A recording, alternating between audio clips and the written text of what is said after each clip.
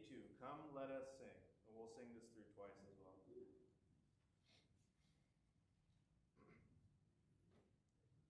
Come, let us sing with joy to the Lord, for us shout aloud to the rock of our salvation. Let us come before him with thanksgiving and extol him with music and song.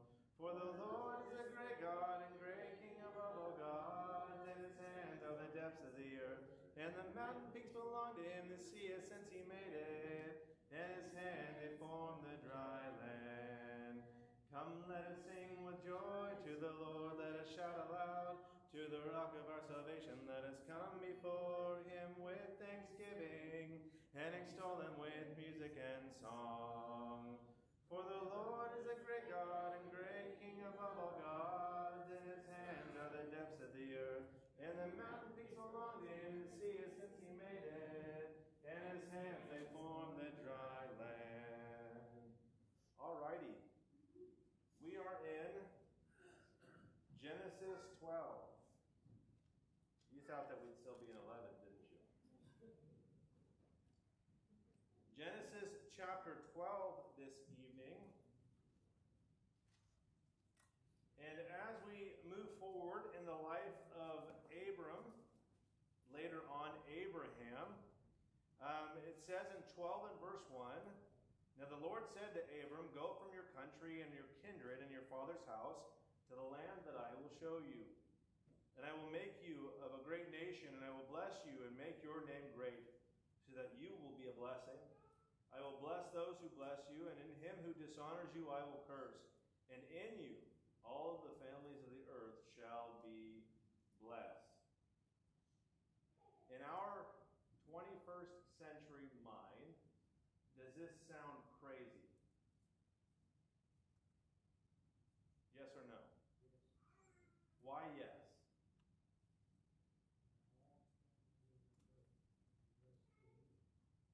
Okay, so yeah.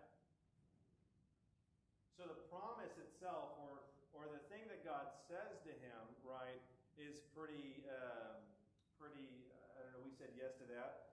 But then, what about just the idea of God coming to Abram and saying, "Go, go from your country and your kindred and your father's house to the land that I will show you." You know what's interesting is we live in a nation and we kind of live in a time where that's what we're used to, right? At 18 years old, you usually go out and you go to college and you go away from your family's household in order to learn or make a name for yourself or get a job, all of these different things. And so for us, when we read something like this, it doesn't seem like that big of a deal. God is coming to someone and he's telling him, it's time to go away from your father's household. It's time to make a name for yourself. It's time to do your own thing. Something that's interesting though, right? Verse 4. So Abram went as the Lord had told him, and Lot went with him. Abram was 75 years old when he departed Haran. Now, let me ask you this. What happened to him from 18 to 75? Why hasn't he left his father's household? Say what? Okay, so that's not what they did, right? In this patriarchal society, or in this patriarchal time, and this is even up into the time of Jesus, that leaving a father's household, or it's called a Bedav, B-E-I-T-A-V, the Bedav, the house of my father, is literally how that translates. But to leave that would be kind of crazy. To leave that would be different. It's the patriarchal, or the patriarch of the family, right? Anyone who decided to remain under the patriarch would be in that Bedav. Those living in that would be a community, and basically the idea of that community is pursuing the calling of the father. So the calling of the father, he could have been a farmer, he could have been a builder, in many cases he could have been a miller. But the thing is the idea of the patriarchal society, or the Bedav, is that his sons, and even sometimes his nephews or his brothers, or whoever that might be, would live in this giant community together, and they would all work for the calling of about in a New Testament idea, right, like the prodigal son. When we think about the prodigal son in Luke, whenever he comes to his father and he asks for the inheritance, or he asks for what is due or owed to him before his father dies, I don't think sometimes we think about the ramifications of what that means. In even Luke, the idea of the prodigal son, what that literally means is that you are dead to me, right? Give me what's owed to me. Let me go and live my own life. I'm not interested in you. I'm not interested in what this is or our family is, and I'm going to go do my own thing. Now, it's not that necessarily the same way with Abram, because we don't get a hint or even an inkling that him and his father have issues. But for him to leave his father's household, what are the things that are being supplied to him that you might think that he would have from his father's household? What would his father be providing him?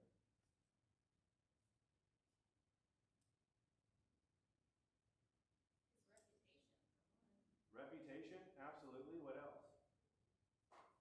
Provisions, food, right? Because he's a part of this community, a part of this family, so he's getting his provisions from the patriarch or from the family. What else?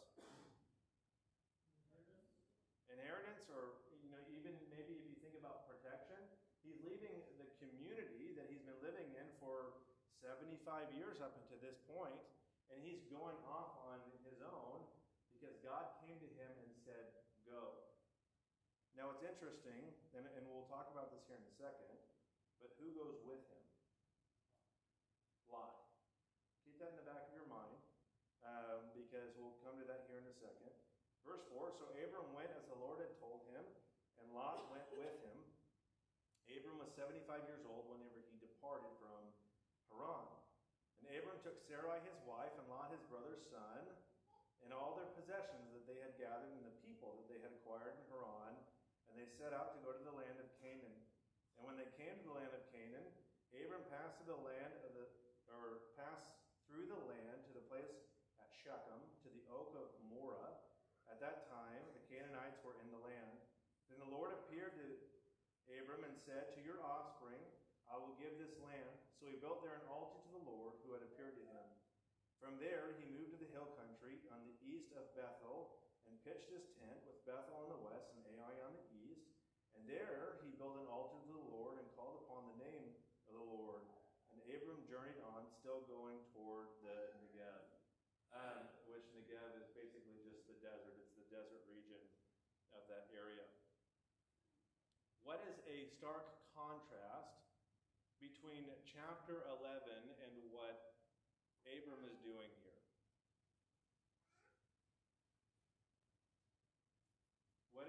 What story is in chapter 11? Okay, he's listening to the Lord. But what do we see happening in the beginning of chapter 11? What's being built? Tower of Babel, right? And what does the Tower of Babel signify? What are they trying to do? Go out on their own. It says make a name for themselves. They've got this wonderful new invention called the brick, right? And they're trying to build this tower up to God and make a name for themselves. What's the stark contrast of what Abram is building versus them?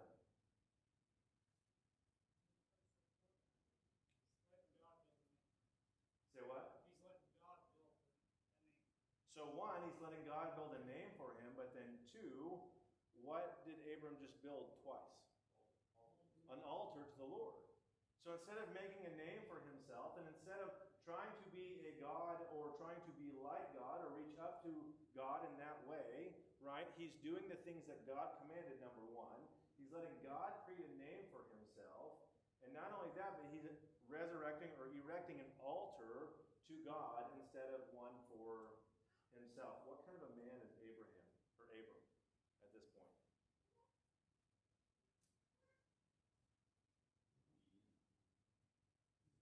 Okay, godly.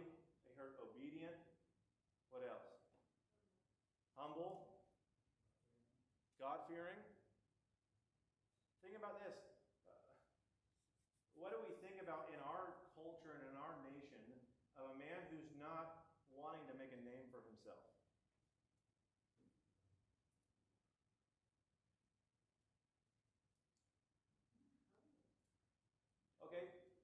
maybe? In our culture? Yeah, in our culture, yes. I think we might call him lazy. Lazy, possibly weak, right? Because our culture, our society, the United States or the world at large even, everybody's interested in who? Themselves. Making a name for themselves.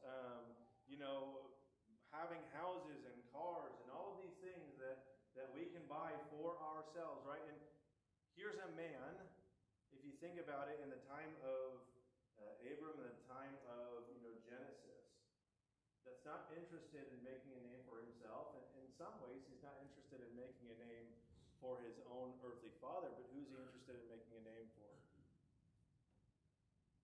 He's interested in God and what God wants for him and what God has promised him. Now, something that we think we do need to point out, though, is there a reward for following God?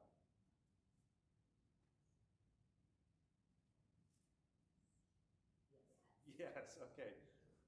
There is a reward, right? Go from your country and your kindred, your father's house, to the land that I will show you, and I will make you a great nation. I will bless you, make your name great. You will be a blessing. I will bless those who bless you, and him who dishonors you I will curse, and in you all of the families of the earth shall be blessed. Do you think that's a pretty good promise? Do you think that's a pretty good covenant between him and Abram? And so we see Abram go, and he takes Lot with him. And not only does he do that, but in two places he puts an altar for God, praising and worshiping God there. Now we get to verse 10,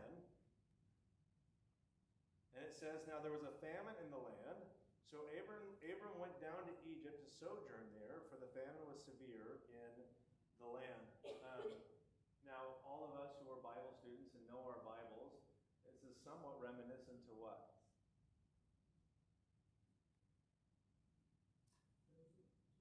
Right, Joseph, right? And Jacob and his sons. This is something, a famine is something that, honestly happens in the desert regions of this area quite often. But why would they go to Egypt? What makes Egypt so enticing, would you think? What runs through Egypt? The Nile. And one thing we know about the Nile, especially back then, is that the Nile always floods. It doesn't matter if there's a drought, it doesn't matter what's going on there, the Nile always floods, and there's a land called the land of Goshen, in which they're given at some point, in which they dwell, that literally, if you do your research on Goshen, it's literally like the most fertile plain on the earth, and it's just green, and it's lush, and it's this wonderful place within a desert. And so they go down to Egypt because there was a famine. Now, something that's interesting to me, right, about Abram and about God and his blessings and different things is there's this difficulty, right? God has just told Abram that I will make you a great nation. I will bless you and make your name great so that you will be a blessing. I will bless those who bless you, and him who dishonors you I will curse. And in you all the families of the earth shall be blessed. And he just told him he was about to give him this land, right? And whatnot. What's interesting, right, is why doesn't he stay there? Why doesn't he stay where he was? There's a severe drought, and it's not worth staying there. Starve to death. Do we ever struggle with this sense of waiting for God to tell us what to do and where to go, and making a wise decision here on earth before maybe we get an answer? I think part of that here is going on. I think part of that is Abram is trying to he's making this decision for him and his family, this decision that he believes to be wise because of the things going on. But I think that there's always this struggle within us of, should have Abram waited and stayed there and just let God take care of him?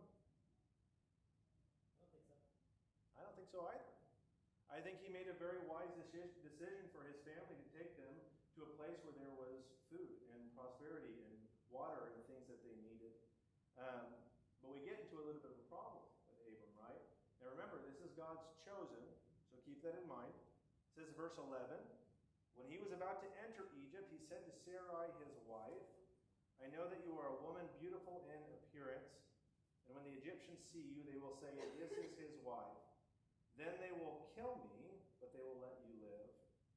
Say you are my sister, that it may go well with me because of you, and that my life may be spared for your sake. When Abram entered Egypt, the Egyptians saw that the woman was very beautiful, and then the princes of Pharaoh saw her, and they praised her to Pharaoh, and the woman was taken into Pharaoh's house. Something that's very interesting, right, to me about this is if you do kind of your research and kind of the genealogy stuff, we find out that Sarai was around 65, 66-ish years old at this time. And they're going into this land, and whenever, and especially in a patriarchal age, patriarchal society, when you wanted to marry someone, what did you have to give?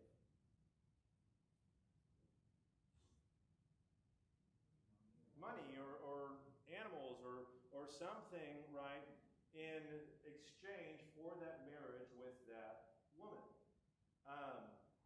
What has Abram just done before this? What did he leave? His family, which means he left a lot of the wealth probably that he had procured from being a part of the community of his father. Because, and this is interesting, right? Look at verse 13. Listen to how he phrases this. Say you are my sister, that it may go well with who? With me. For you, because of you, that my life may be spared for your sake. So, in some ways, I wonder if he's looking at this and saying, I can say that she's my sister, and if I say that she's my sister, we're going to maybe get some dowries if there's some men who want to marry her, and then we can hightail off and leave and have all of this stuff that we needed. Does that make sense? Because look at what happens. Watch. But something that Abram doesn't realize is about to happen happens. And when the princes of Pharaoh saw her, they praised her to Pharaoh, and the woman was taken into Pharaoh's house. And look at this. And for her sake, see that? And for her sake, he dealt well with Abram, and he gave, some translations say he gave, had sheep, oxen, male donkeys, male servants, female donkeys, and camels. So two things that just happened here, right? I think one thing that Abram's not expecting to have happen, I think he's expecting all of these different men to come up and to be interested in her and to give dowries or whatever this is, for her. But then who's the one man that you really don't want to mess with in Egypt? Uh-oh, right? Pharaoh's people come and say, hey, she's beautiful. Let's take her, let's grab her, and then we'll deal well with Abram because they're not married. And it seems as though, right, that Abram receives all of these things from Pharaoh for Sarai. What is a glaring issue with this? This might be completely wrong. Okay. But last we were talking about how she was barren, Mm-hmm. and then you just got this promise that you're going to have a nation come out of you. Mm-hmm. Is it possible that he actually, it wasn't I'm going to take the dowry or whatever and hightail it with Sarah, that he was fine giving her away because he thought he was going to get, God had someone else in store for you because of this blessing that was promised, and it's not through her. So surely I need someone else. I need to trade her off. I don't know. I like that idea, but I don't think it's with Pharaoh that he's thinking this. There's someone else that he's brought along with him. And not in a weird sense, but there's someone else that he's brought along with him that's a part of his family that could build a giant family with him, if that makes sense. But we'll get to that here in a second. But no, that's a great thought. That's a great thought. Verse 17, but the Lord afflicted Pharaoh and his house with great plagues because of Sarai, Abram's wife. It's kind of interesting. Plagues, Egypt, famine, same kind of themes that are going on in other chapters or more after this. Pharaoh, verse 18, called Abram and said, "What is this that you have done to me? Why did you not tell me that she was your wife? Why did you say, 'She is my sister,' so that I took her for my wife? Now then, here is your wife, take her and go." And Pharaoh gave men orders concerning him, and they sent him away with his wife, and look at it, all that he had. So Abram went up from Egypt, he and his wife, and all that he had, and Lot with him, into the Negev. And it keeps mentioning who? Lot, right? Verse 2. Now Abram was very rich in livestock and silver and in gold. That's the first time we've read what he's rich in, right? How does this happen? That's my thought, right? Is that he received all of this stuff from Pharaoh, and Pharaoh sent him away with all of that stuff and with Sarai, his wife. Verse 3, and he journeyed on from the Negev as far as Bethel to the place where his tent had been at the beginning, between Bethel and Ai, to the place where he had made an altar at the first. And there Abram called upon the name of the Lord, and Lot, who went with him, also had flocks and herds and tents, so that the land could not support the both of them dwelling together. For their possessions were so great that they could not dwell together, and there was strife between the herdsmen of Abram's livestock and herdsmen of Lot's livestock. At that time the Canaanites and the Perizzites were dwelling in the land. Then Abram said to Lot, "Let there be no strife between you and me, and between your herdsmen and my herdsmen, for we are kinsmen, or brothers. Is not the whole land before you? Separate yourself from me. If you take the left hand, then I will go to the right. If you take the right, then I will go to the left." And Lot lifted up his eyes and saw the Jordan Valley was well watered everywhere, like the garden of the Lord, like the land of Egypt in the direction of Zoar. This was before the Lord destroyed Sodom and Gomorrah. So Lot chose for himself all the Jordan Valley, and Lot journeyed east. Thus they separated from each other. Abram settled in the land of Canaan, while Lot settled among the cities in the valleys and moved his tent as far as Sodom. Now the men of Sodom were wicked, great sinners against the Lord. So let's stop right there. What's happened? What's just happened? Everybody split up. Yeah, there's herdsmen of Lot, herdsmen of Abram, and they're fighting over the land and fighting over probably the grazing lands and where the water is and all of these things that they need to help their herds to survive and to grow and to be what they're supposed to be. And so, where have we heard of another story between brothers before? Cain and Abel, and how did that end? Murderously, right? Cain kills his brother Abel. What does Abram not do? Abram doesn't kill Lot, and to even go even further, Abram says, "Hey, we're brothers, right? Let's not be fighting like this. Listen, you look at where you want to go, and you can have whatever you want. And I'll take the other, right?" Now think about this. In terms of like Terah, he's just left Terah, his father, right? What is Abram in this scenario?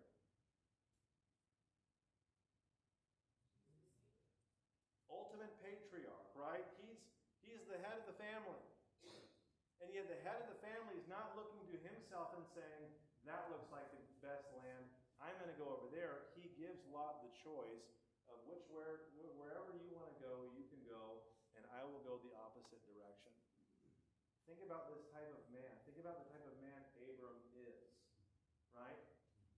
This is a man who is building altars to the Lord. But this is also a man who kind of makes a mistake with his wife and lies to Pharaoh. This is also a man, right, that is not like Cain. He doesn't give in to his desire or into a desire. He lets basically Lot have whatever seems best to him, and he takes the other. What kind of a man is Abram? That's the same issue today, don't we? Prosperity. Sure. Prosperity splits families.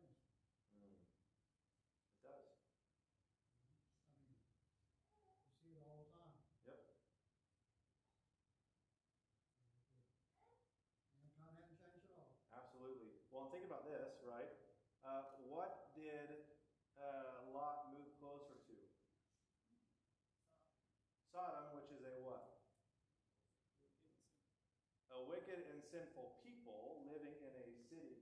What do we know about cities thus far in Genesis? Not really good place. You don't really want to be there, right? Cain City, not that great. Lamech is in that city, and he boasts about the wives in which he's taken and the kills in which he's had. We get the little cities or places that are destroyed in the flood because of every intent of the heart of man was continuously evil.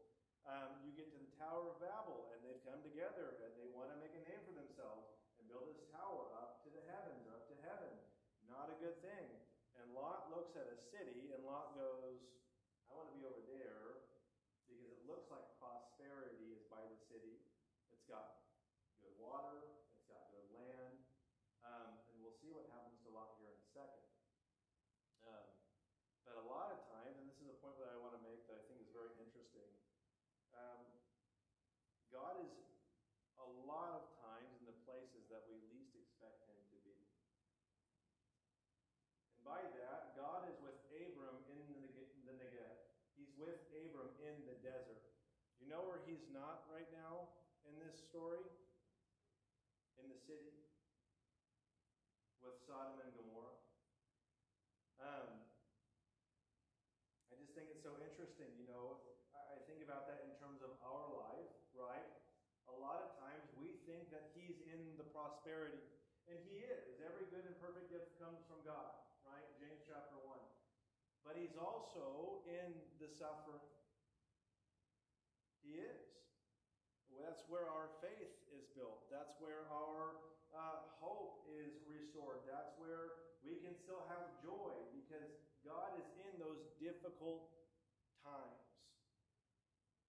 And even more so, I think sometimes we're closer to God or God's closer to us in those moments of suffering than in the prosperity. And we're about to see that. Look at verse 14.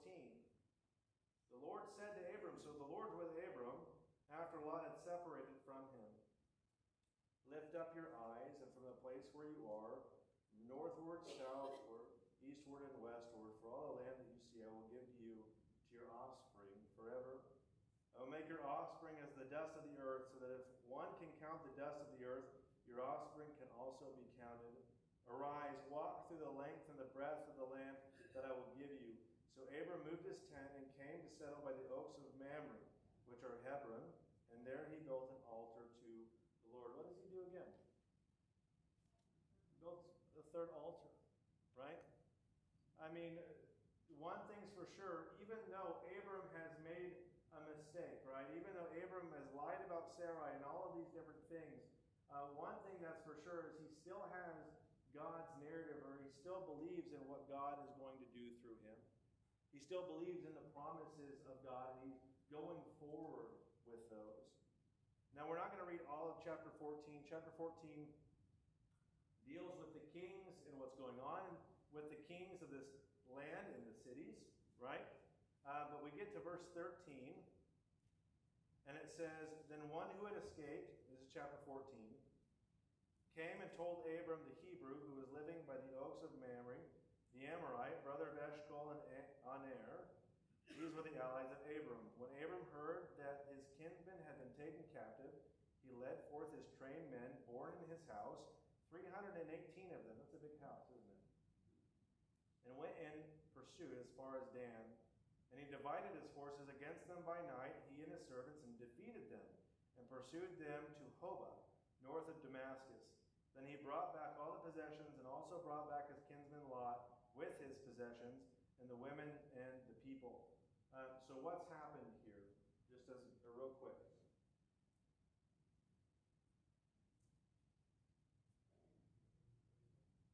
There's war, right?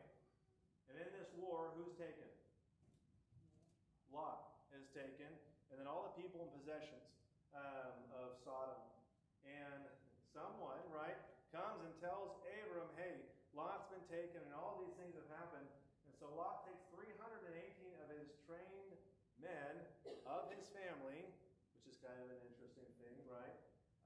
And goes and defeats these armies and brings everything back. Verse 17, after his return from the defeat of Chedorlaomer and the kings who were with him, the king of Sodom went out to meet him at the valley of Shavah, that is the king's valley.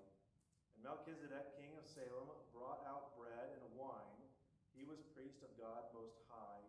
And he blessed him and said, Blessed be Abram by God Most High, possessor of heaven and earth, and blessed be the God Most High, who has delivered your enemies into your hand.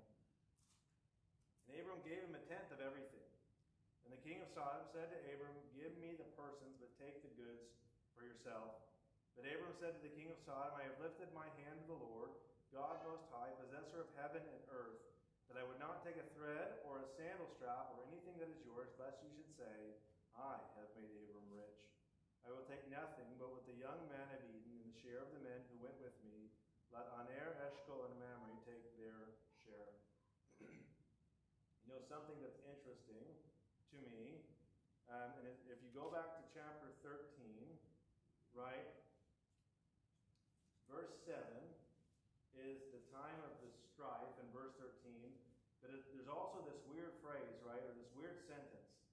At that time, the Canaanites and the Perizzites were dwelling in the land. If you go back to chapter 12, right, and now I just lost it in my mind, but verse 5, and Abram took Sarai his wife, and Lot his brother's son, and all their possessions that they had gathered, and the people that they had acquired in Haran, and they set out to the land of Canaan.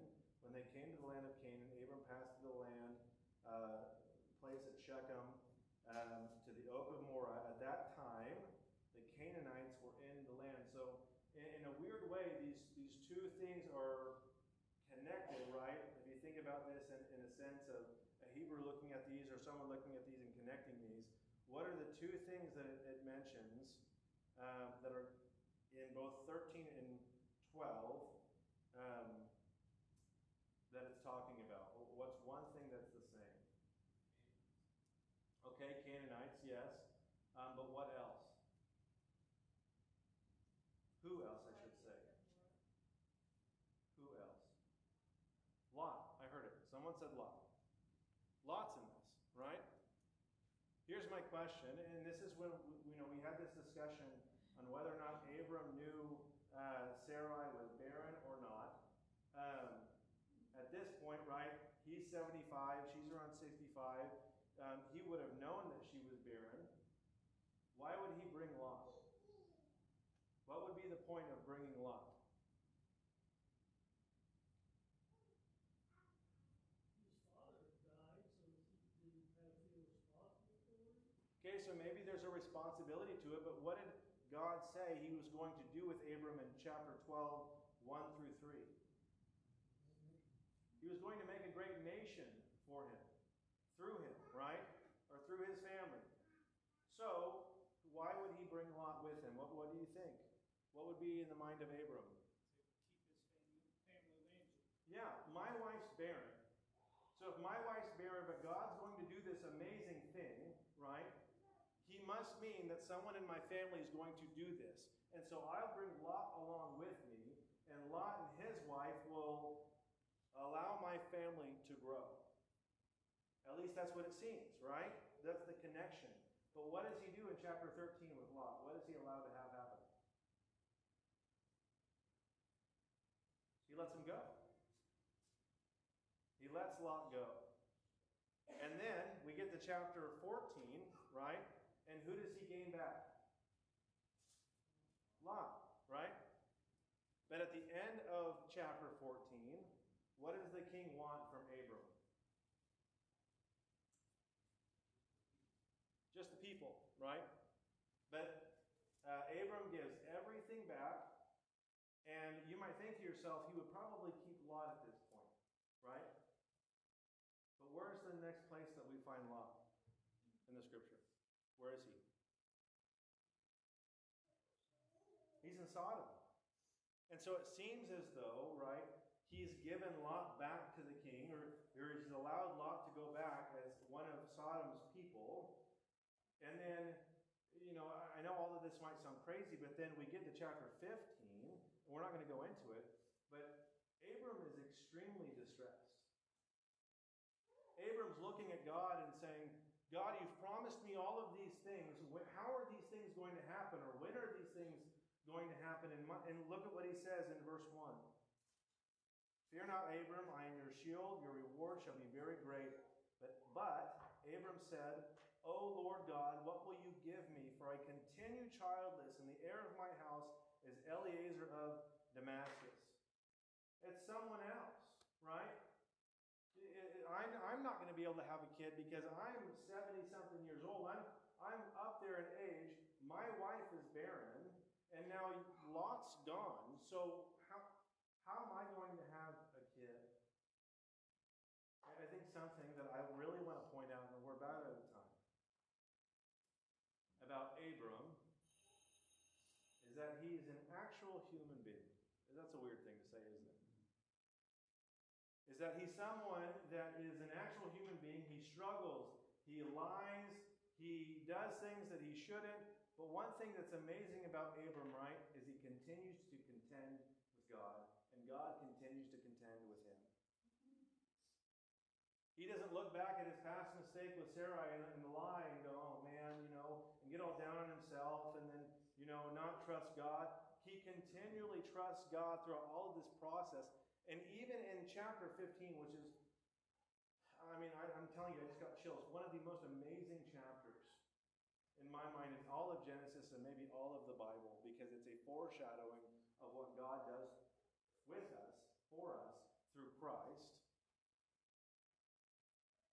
He still allows Abram to come to him and say, what are we doing here? You've promised me all of this stuff. You've given me these wonderful promises and told me you're going to do all of these things, and yet I don't see anything yet. And God says, okay, I'm going to make a covenant with you. And I'm telling you, it's so difficult right now. Just one second. It's so difficult because I want to go into chapter 15. But God contending with Abram and allowing Abram to question and to ask and to make mistakes and to go through life and the things that he's done with possible doubts and fears and all of these different things. And God still says, remember, fear not, Abram, I am your shield, your reward shall be very great. It's going to happen. I think sometimes we get distressed. We feel like Abram, right? We feel like we've been doing things the right way, and maybe we've made mistakes and all of these different things, but we're waiting for the promise of the return of Jesus and all of these different things. And sometimes maybe we might even ask and question to God, why? Why is all of these things happening on the earth and in the world? And we're waiting for your promise. And God just says, it'll happen. Trust. It's going to happen, and it's going to happen. It happens for Abram and the way that God says it. And we're not even through Sarai and Hagar and all of the things that happen with that, too. But here's the point I want to make, and then I'll have a question. Trust the story. Trust what God is saying. Trust God's promises. Trust God and all of these different things. You might make mistakes. You might not know where God is leading you or where he wants you to go here on this earth or what your calling might be in terms of a trade or work or all these different things. One thing that I know from Abram is that he trusted the story and he was blessed immensely. Trust it. Don't go away from it. And even when you make a mistake, even when you falter, come back to it. Come back to him. You'll be blessed. I was just going to say, even after he asked and none of that happened, verse 6, he believed in the Lord. Mm-hmm. For righteousness. Absolutely. This is a man who is a man, but he's trusting in what God is saying. Even though he has fears and even though he has doubts, he continually goes back to the promises in which God has given him. Yeah. I think, too, God used him because he could see the mistakes and he could admit them. I think sometimes it's hard to do that and feel like, we don't make these mistakes.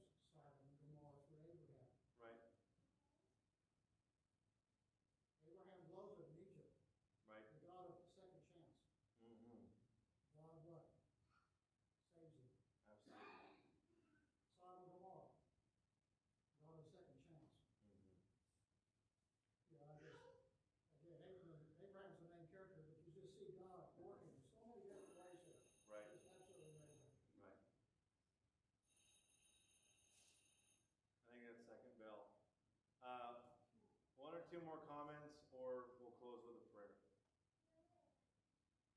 You know, teaching this on a Sunday morning must be a really good lesson to learn.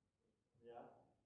Well, I mean, what you did is very, very good. And there's a lot of people that are not here that are here on Sunday. I just think that'd be something that would be good for people to listen to.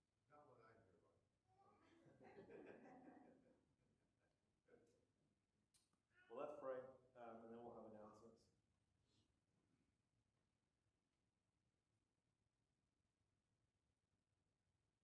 Father God, as we look at the life of Abram, and we see his faith that when you said go, he went.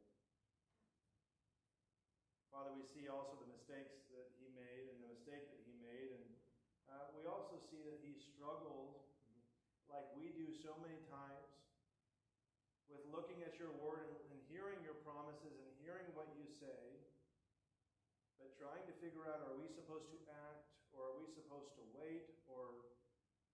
And Father, we just know that sometimes in even our weakest moments, that you're still acting, that you're still working through us to bring about your purpose.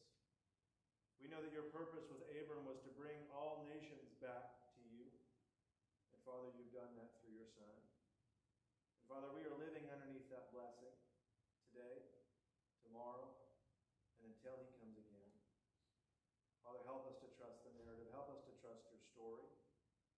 Help us to trust the life of Abraham. And help us, Father, to understand that the people in which we're reading about were real people with real fears, real issues, real problems. But Father, you still used them and worked through them and contended with them. Father, thank you for this congregation. Bless and be with all of those who weren't able to be here this evening, especially those that are dealing with physical, spiritual, or mental ailments. Father, heal them, be with them,